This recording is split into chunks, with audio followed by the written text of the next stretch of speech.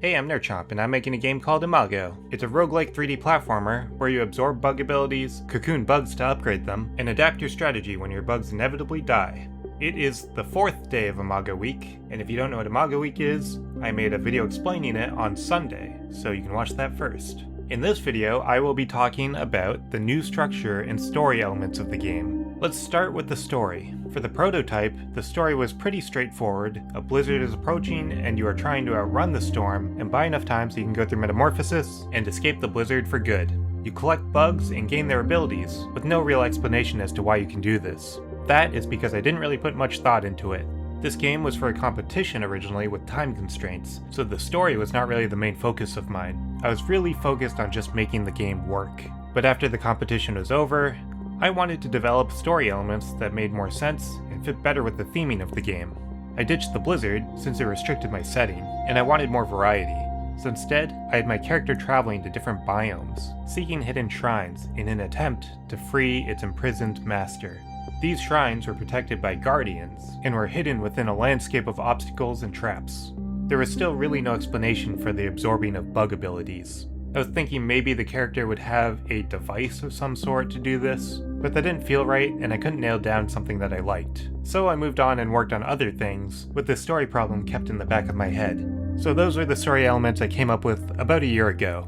Now that I'm doing this big new reboot, I have this perfect opportunity to finally figure out the story. This reboot includes a new art style and a new character, and the story affects both of these quite a bit, so I want to figure them all out together. I've released other videos about the art style and the character design earlier this week, so you can check those out.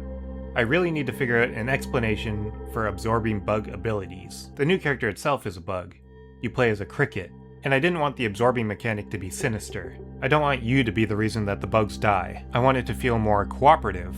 You want to help these bugs, and they want to help you. So I need a common goal for everyone. I like the previous setup with an imprisoned being that you're trying to free, but what if that being is a god? A bug god. This god has the powers of longevity and prosperity for all bugs, but it is imprisoned and its powers are suppressed. You need to reach the 4 shrines to liberate this god and help all of bug kind. Because this god is imprisoned, it can't help you directly, but if you pray to it, it can temporarily link you with other bugs. It can also upgrade you and extend the lifespan of other bugs. You and the other bugs have a common goal: to free this god and unleash its full powers. The shrines are still protected by guardian predators in a coordinated effort to suppress this god. Each shrine is protected by an animal who eats bugs, and who reap the benefits of weakened bugs. I still need to develop this a little more, but I really like this idea, and I think it's a solid base for the story. I don't plan on straight out explaining this to the player through exposition. It will be more implied through the environment. But it's good for me to have an established lore in my head as I build the world. So that's the story. Now the structure of the game. Back to the prototype, it was all based around time. The levels were timed, and the extra time you gain at the end of a level was treated as currency. The goal of the game was to build up enough cumulative time above a certain threshold.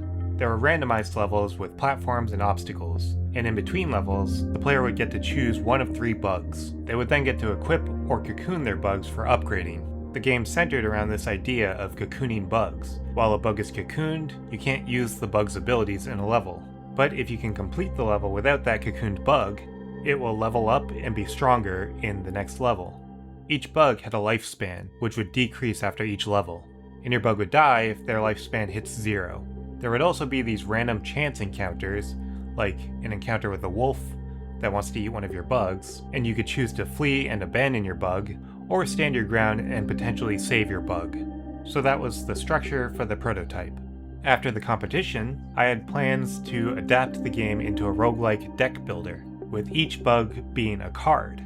I ditched the time aspect of the game in favor of a more traditional currency system, and I was going to have a branching node map similar to Slay the Spire or Inscription. The map would have different spot types, one for obtaining bugs, one for modifying bugs, one for a shop, one for chance encounters.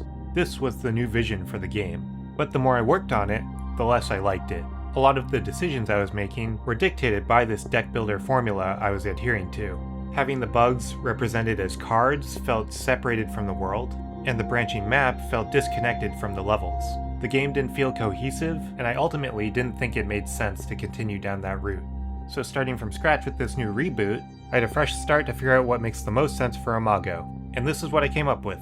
It's still a roguelike, but no more cards. The bugs are now just bugs again. To obtain bugs, they are scattered throughout the levels in the form of bug eggs. There's also no more branching map. The game is still split up into 4 biomes, but each biome is one continuous string of levels until you reach the shrine at the end. Connecting the different levels are towers, which act as an area to regroup, upgrade things, and equip or cocoon your bugs for the next level. The towers are also where your old bugs die and your cocoon bugs level up. For the currency, I have a spirit system, where you collect spirits throughout your run, and these spirits allow you to invoke more power from your imprisoned god. I had ditched the time aspect from the prototype version, but I actually plan on bringing that back in the form of time-based rewards. The player doesn't lose if they go slow, but if they happen to go faster, they will gain more spirits. This forces the player to balance exploration and speed. Going fast lets you upgrade your character faster, but you still need to explore the level to find bugs, so you're prepared with the proper abilities to survive the next level. The bugs still have a lifespan, and they still die when that reaches 0, but now there is also a hatching system. When you find a bug egg, there is a hatch timer instead of a lifespan timer. At the end of each level, the hatch timer ticks down, and when that hits 0, the bug hatches and its lifespan timer starts. But at any point, you can choose to hatch a bug early. This gives the player a little more wiggle room to strategize when a bug's lifespan starts, and how it lines up with other bug lifespans. The 4 biomes will be connected by a hub world, where the player can choose to play any biome in any order. This is a roguelike, so if you lose a run, the biomes reset. There will be different challenge modifiers assigned to each biome, and these modifiers will change with each run. When you beat a biome, more challenge modifiers will be added to the remaining biomes, but you also get stronger throughout your run. So as you get stronger, the run gets harder, and the order in which you tackle the biomes might affect your ability to win. Even if you prefer to play the biomes in a certain order, the challenge modifiers that you get might persuade you to try them in a different order. So that is the new structure. Not everything is implemented yet, so I will continue to build it and I'll provide update devlogs as I go.